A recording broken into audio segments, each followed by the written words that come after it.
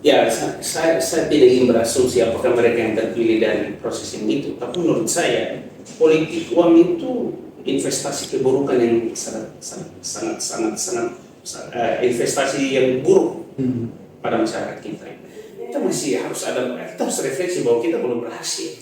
Kalau politik uang makin berhasil, maka memang pendidikan kita belum berhasil. Saya bukan tipe orang yang suka menyalahkan masyarakat, karena bagi saya masyarakat itu adalah cerminan dari negara.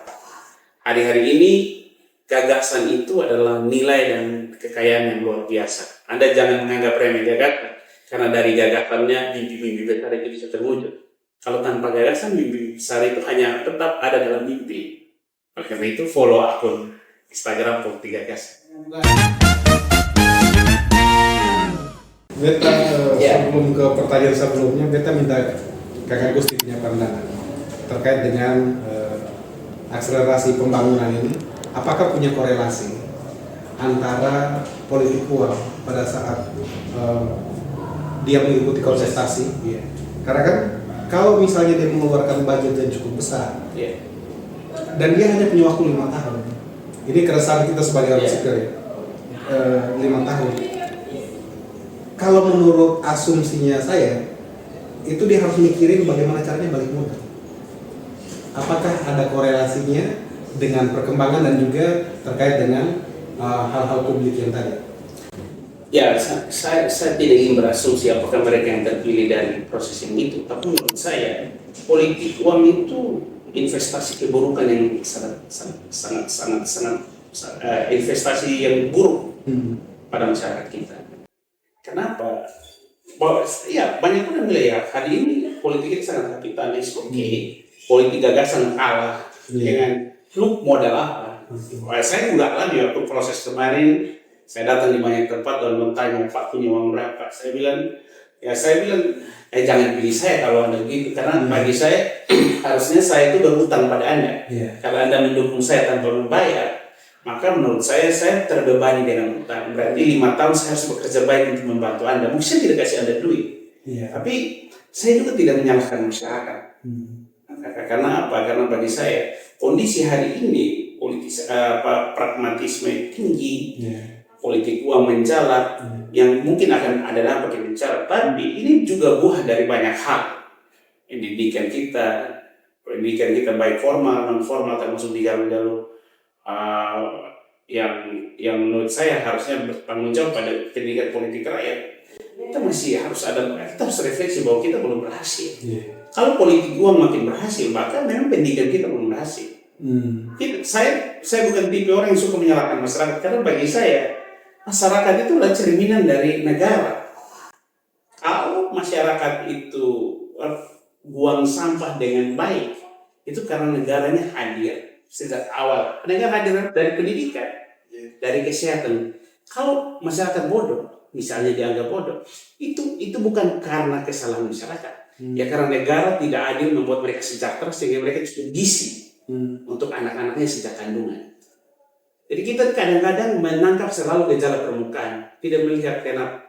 Berarti kalau masyarakat masih mau politik uang, bisa saja karena dia tidak teredukasi dengan baik. Berarti kualitas pendidikan kita tidak pernah mengajarkan dia menjadi orang yang berintegritas, menyontek menjadi hal yang dianggap lumrah.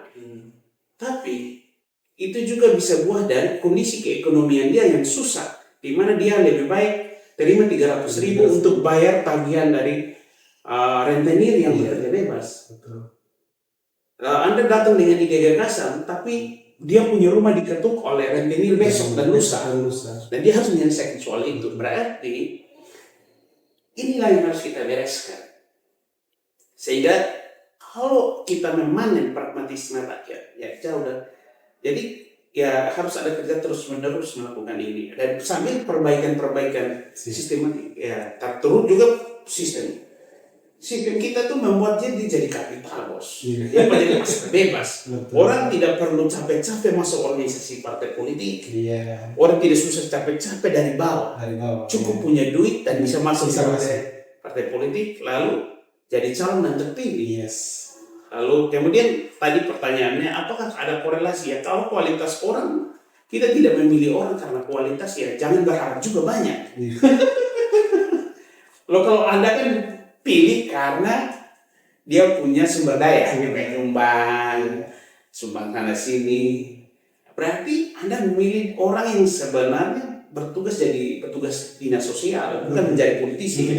Ya, dari politisi itu kan harus gelisah membicarakan kebijakan-kebijakan. Yes. Kan harus iya, politisi harus bicara itu supaya karena kebijakan yang lahir dari fenomena atau kenyataan yang dihadapi.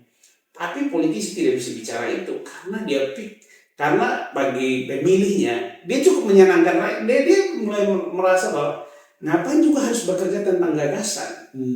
Toh nanti kita eksekusi 1 minggu terakhir, 2 minggu terakhir.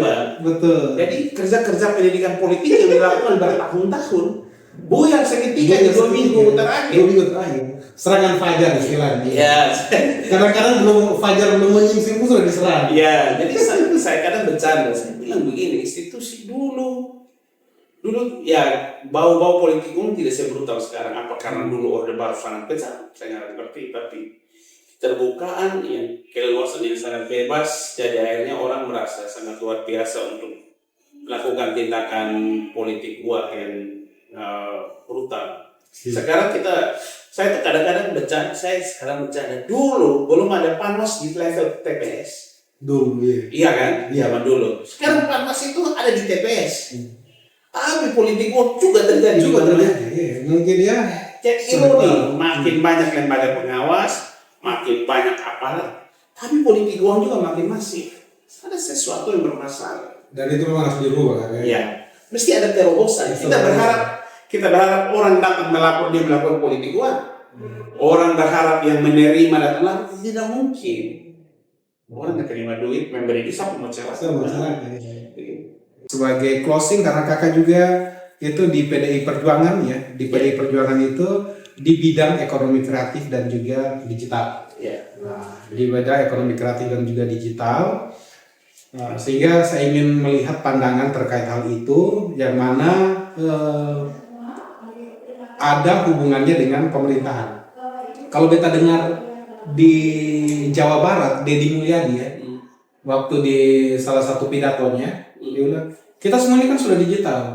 Kalau misalnya mau rapat dan lain-lain kan ya pakai Zoom saja. Kenapa harus buang-buang duit dan segala macam.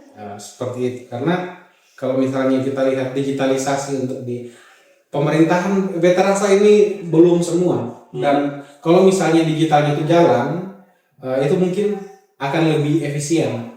Begitu kakak. Jadi beta mau lihat ini mau dapatkan dari kakak punya perspektif karena di bidang ekonomi kreatif dan digital.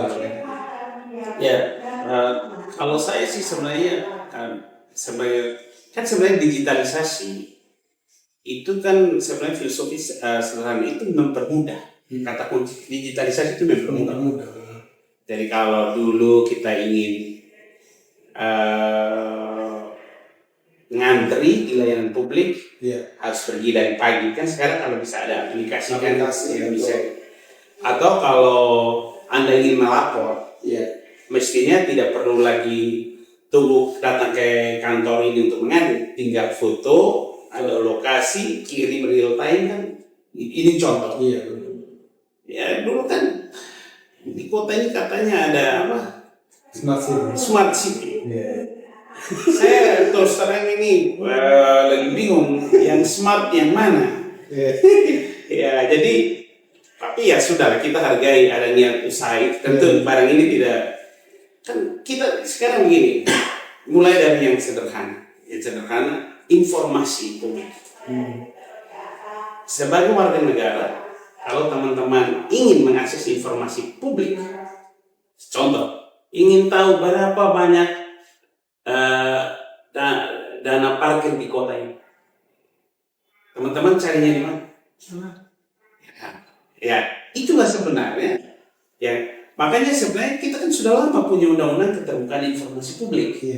Kita sudah punya komisi informasi publik di level provinsi. Nah, paradigma ini mesti juga ada di para pelayanan publik tentang apa? Tentang publik berhak mengakses informasi, kecuali informasi yang dikecualikan, informasi yang memang dikecualikan Dikasih soal rahasia negara ya itu. Tapi kalau soal dana publik, anggaran untuk rakyat, ya terbuka. Tidak ada yang itu bukan warisan leluhur kita yang harus kita sembunyikan. Digitalisasi akan membantu itu. Jadi kita tahu misalnya dulu saya itu dulu ada kebijakan Kementerian Desa kalau kakak sempat pulang kampung, kakak kalau ke desa mungkin sampai sekarang di papan-papan kantor desa ada alokasi anggaran panjang lebar. So, kenapa desa bisa? Ya dinas-dinas tidak bisa. Ya. Nah, makanya digitalisasi bisa mempermudah itu untuk informasi informasi. Begitupun tentang pelayanan publik. Kalau kita mengeluh soal sampah, kita tidak harus datang ke kantor itu. Cukup foto, kita kirim. Kalau misalnya kita nggak bisa develop, belum mampu mendevelop aplikasinya, alias itu. Ada satu nomor publik, sehingga kita ada mekanisme verifikasi. Anda yang mengadu harus masuk nomor NIK paling kurang, nomor HP NIK. Jadi ketika nomor HP masuk kan sekarang orang kan punya nomor HP itu sudah terkoneksi dengan NIK-nya. Jadi kalau dia ngadu, jadi ini juga akhirnya membuat warga di satu daerah dia akhirnya merasa penting mengurus identitasnya karena dia akan bisa mengakses layanan publik. Teman-teman di Polres pernah berpikir tidak? Puluhan ribu warga Kota Kupang itu tidak berKTP Kota Kupang. Yang dari luar tinggal ya banyak mahasiswa. Coba Pak, teman-teman di Polres riset aja secara acak. Berapa mahasiswa yang punya KTP? Dia dari luar dan tidak punya KTP Kota Kupang. Dia mengakses segala fasilitas publik di kota, jalannya di kota, minum airnya di kota, segala sesuatu di kota. Tapi dia tidak. Sehingga ketika dia mengakses BBM yang menjadi jatah kota, dia bisa saja bawa kenal dari luar. Nah, tidak masalah, silahkan. Kita akhirnya tidak bisa tahu sebenarnya masalah kita dengan kenyataan. Kenapa? Karena apa? Karena kita tidak pernah punya data. Dan orang juga tidak merasa ada beban. Ini mahasiswa loh, kelompok terdidik ini. Bukan salah mereka untuk perlu mengganti identitas mereka karena mereka berpindah lokasi. Apakah mereka tidak tahu bahwa undang-undang kependudukan mewajibkan kalau Anda sudah pindah dari sekian waktu Anda harus mengganti? Karena bukan salah mereka, mungkin karena mereka berpikir mengurus KTP itu sangat rumit. Maka kenapa tidak berpikir kan sekarang sudah ada aplikasi kependudukan dan macam-macam. Kan harusnya itu mempermudah sehingga orang ingin berpindah pun gampang. Tentu ada mekanisme untuk memastikan verifikasi, yaitu yang digitalisasi bisa menjembatani. Kemudian menurut saya yang juga harus hidup ketika efisiensi. Ini kebijakan efisiensi. Kemudian membagikan satu hal menurut saya tentang kreativitas. Dulu orang terbiasa dengan pola yang lama. Pola yang lama, kebiasaannya begini. Ketika efisiensi diturun, kaget ini. Padahal sebenarnya semangat efisiensi ini sudah muncul diberi kode itu ketika COVID. Kan ada realokasi, begitu banyak hal berubah. Kan banyak hal berubah kan kita waktu itu. Kemudian masyarakat kaget, shock karena hal. Nah menurut saya, ketika sekarang kebijakan pemerintahan Bapak Presiden memberikan efisiensi, mestinya kita harus juga mulai adaptif. Maka kalau untuk bisa adaptasi, kita penting ada hal yang namanya kreatif. Maka termasuk juga dalam pelayanan publik dan ide-ide program-program juga mesti kreatif. Contoh hal yang sederhana. Selama ini coba dipikirkan tentang saya itu selalu menyoroti hal yang simpel, tidak rumit. Pernahkah berpikir di kantor-kantor itu, misalnya urusan makan minum, ketika rapat-rapat, di mana mereka pesan? Apakah di toko-toko besar? Langganan? Kenapa tidak pernah berpikir misalnya begini, dinas A, dia punya tugas beli makanan kalau mau rapat, atau konsumsi, dia beli makanan di ibu-ibu PKK kelurahan A, dinas B di kelurahan B, kan berdaya akan jalan. masyarakat akan dapat manfaat. Kalau soal ayat ini harus dipelopori oleh saya beberapa kali menyampaikan ide ini dengan rasa hormat saya pada teman-teman pengusaha di kuliner, tapi menurut saya misalnya di gedung di Sekwan Sekretariat DPRD, coba dicek di DPRD kok kan teman-teman Polgas bisa cek aja deh pesanan makanannya itu kemana. Kenapa kita tidak berpikir untuk memberdayakan? Misalnya kita di pemerintah punya BLK ya, lalu menghasilkan banyak, ada jahit ini. Menurut saya konsumen pertama itu adalah pemerintah. Kenapa? Pemerintah harus percaya pada produk yang mereka buat. Mereka buat pelatihan, ada uang untuk bikin pelatihan. Tapi saat kita produksi barang, kita ingin minta barang, kita tidak minta pada kelompok ini. Kenapa? Nah makanya sebenarnya kan orang-orang yang dilatih orang-orang yang akan menjadi insan kreatif. Jangan berpikir industri kreatif itu yang rumit, harus bikin aplikasi. Terlalu banyak. Karena kita tuh cara pikir kita tuh selalu dipikir ke hal-hal yang sifatnya teknologi. Kreatif itu juga bisa berpikir tentang hal-hal yang ada di sekitar kita. karena kita tidak pernah. Jadi banyak saya bilang kalau kita sendiri tidak pernah percaya. Saya omong, kenapa saya melakukan sederhana. Dulu ketika saya masih bekerja di Komisi Penanggulangan AIDS, banyak kegiatan saya, tidak semua tapi ada banyak kegiatan juga. Itu pelatihan-pelatihan itu saya memesan konsumsi dari warga peduli AIDS yang saya dibentuk di kelurahan atau desa-desa. Jadi saya buat kegiatan makanan atau dari komunitas-komunitas yang waktu itu saya pernah lihat untuk orang-orang HIV dan macam-macam. Bisa masak. Yang penting ada nota dan macam-macam. Yaudah. Kalau kita tidak percaya pada kelompok ini, lalu kita datang atas nama pemberdayaan, kosong. Jadi kita harus mulai dulu. Nah, kenapa? Kalau dengan begitu kreativitas itu akan tumbuh. Karena orang merasa ada ruang dan peluang. Yang ada justru kreativitas untuk nyolong duit di Pertamina. Ini jadi menurut saya udah tidak benar. Makanya kalau terkait dengan itu, prinsip saya digitalisasi itu logikanya untuk mempermudah. Udah penyediaan informasi, punya pelayanan publik, itu bisa kita dorong. Kemudian tentang kreatif ya, tadi saya bilang kita bisa melakukan inovasi. Memang saya dengan efisiensi yang didorong Bapak Presiden, menurut saya ini membangkitkan kesadaran kita harus kreatif, survive. Kita biasanya, ini udah biasanya begini proyek ada ini kan. Ini juga kadang-kadang yang gelisah ini, memang kita juga akui ada dampak pada sektor ini. Tapi juga ada banyak yang sudah nyaman, terbiasa dengan pola. Kan contoh, saya baca berita di salah satu kabupaten, bupati itu marah besar. Kenapa? Perjalanan dinas wakil rakyatnya misalnya 10 orang yang mendampingi 13 orang. Saya baca di media online. Nah, menurut saya ini sebenarnya hal-hal yang menurut saya dihantam dengan kebijakan efisiensi. Terganggu nih.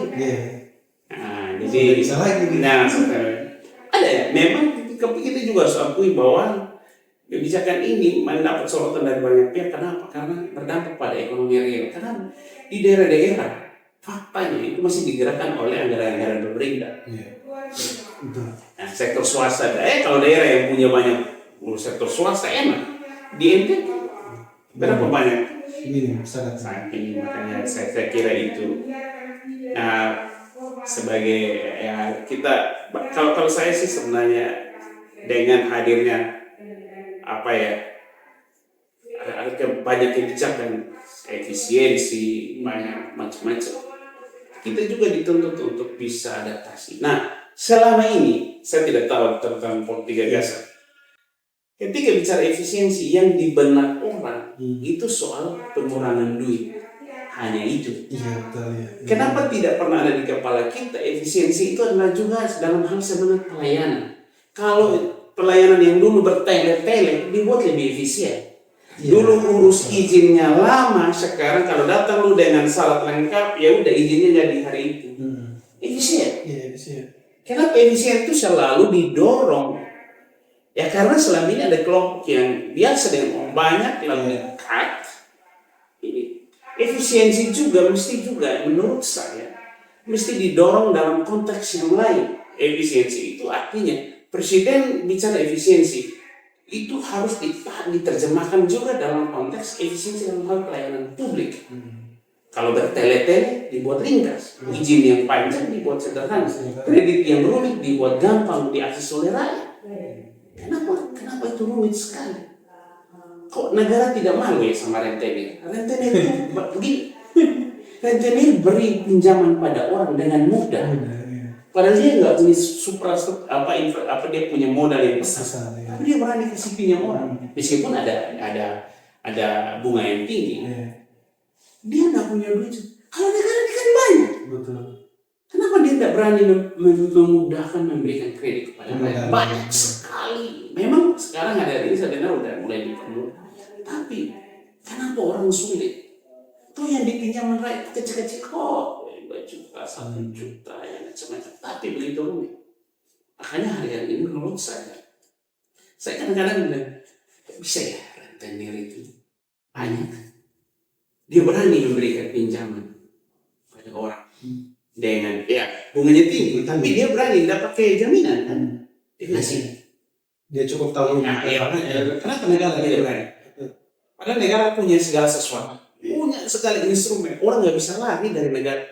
Lu lari dari ini pinjaman, lu tidak perlu apa istilah BI checking, OJK, segala macam. Ya, jadi kadang-kadang menurut saya efisiensi itu tema tentang efisiensi selalu dibicarakan tentang uang yang dipotong. Tidak pernah ada pikiran tentang efisiensi pada pelayanan.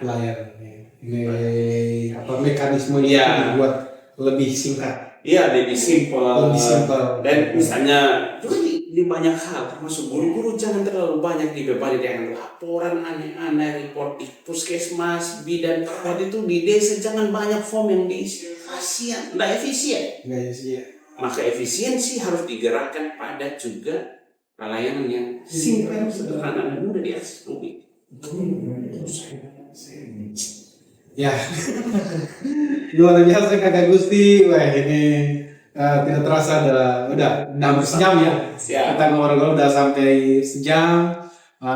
Banyak pandangan, gagasan dari beliau yang rasa-rasanya ini teman-teman pemirsa dari Polgas juga dengerin, disebarluaskan ya hal-hal baru yang ditemukan. Kita mengedukasi masyarakat. Kanal ini politik. Nah, politik itu bukan musiman. Jadi kalau misalnya lihat politik itu musiman pada saat pesta rakyat, kontestasi pileg, pilpres dan lain-lain, itu tidak ya. Nah, politik itu sangat luas. Segala hal yang terjadi dalam kehidupan kita itu ada pengaruhnya dari politik. Seperti itu, sehingga ada Polgas minimal punya gagasan. Iya, terima kasih banyak untuk hari ini Kakak Gusti untuk waktunya sudah ngobrol-ngobrol. Semoga di lain kesempatan kita bisa ngobrol-ngobrol lagi terkait dengan kebijakan-kebijakan minimal di Kota Kupang. Siap, saya juga terima kasih untuk teman-teman politik gagasan. Artinya kegelisahan ini ada salurannya. Iya, betul. Ini tempat untuk menyalurkan gelisahan. Betul. Terlalu banyak. Nah, gimana caranya bicara itu kan? Kotong sudah punya pengalaman seperti kakek yang sudah ada di dalam ini kayak organisasi dan lain-lain. Kotong ini beta digital marketer. Bepung kawan Sang Luji fotografer ya, walaupun dia punya sayap begitu ya. Nah itu tapi maksudnya ya harus ada orang ya. Kotong tanya-tanya dan kotong bertanya ini sebagai awal. Iya, siap. Harus beritahu gitu. Terima kasih banyak. Saya yang terima kasih. Bagi saya selalu mensyukuri ada saluran untuk kita bisa berbagi. Hari ini kemajuan digital kenapa hanya diisi oleh sampah digital, maki-maki, bully. Kenapa kita tidak bisa melarang orang maki dan bully? Bos, tidak bisa larang. Karena ini dikendalikan oleh orang per orang capek. Maka cara kita untuk mengatasi itu apa? Penuhi dengan ide dan gagasan-gagasan yang positif. Maka kanal digital kita, menurut saya, ayo follow akun Instagram Politik Gagasan. Ikut subscribe YouTube-nya Politik Gagasan. Kenapa? Karena di sini kita bisa mengunci. Jadi suatu hari nanti siapapun yang tampil di situ, di posisi apapun, ide-idenya bisa kita terima. Tidak harus kita dengar, tidak harus kita ikuti. Termasuk juga saya tentu. Tapi bagi saya, Jadi kalau ada referensi apa, suatu hari orang saya mendukung betul kanal ini agar suatu hari dia menjadi referensi. Jadi kalau rakyat ingin tahu, tadi ada yang ngomong soal KTP di IG ya, atau di YouTube mesti ada. Karena menurut saya ini inisiatif dan saya senang karena ini lahir dari orang-orang muda yang rindu akan perubahan juga. Dan tentu ini saya menyambut baik, senang bisa didatangi untuk bisa bertukar pikiran, dan tentu saya menghimbau untuk teman-teman semua di mana saja berada yang kenal saya ataupun yang tidak kenal saya sudah membaca, saya sudah mengikuti akun media sosial Politik Gagasan dan dia memang hadir dengan banyak gagasan. Hari-hari ini gagasan itu adalah nilai dan kekayaan yang luar biasa. Anda jangan menganggap remeh gagasan, karena dari gagasannya mimpi-mimpi besar itu bisa terwujud. Kalau tanpa gagasan, mimpi besar itu hanya tetap ada dalam mimpi. Oleh karena itu follow akun Instagram Politik Gagasan. Baik. Terima kasih, akhirnya jangan lupa like, share, and subscribe karena sudah ditutup sama Kai. Kayaknya cocok ya.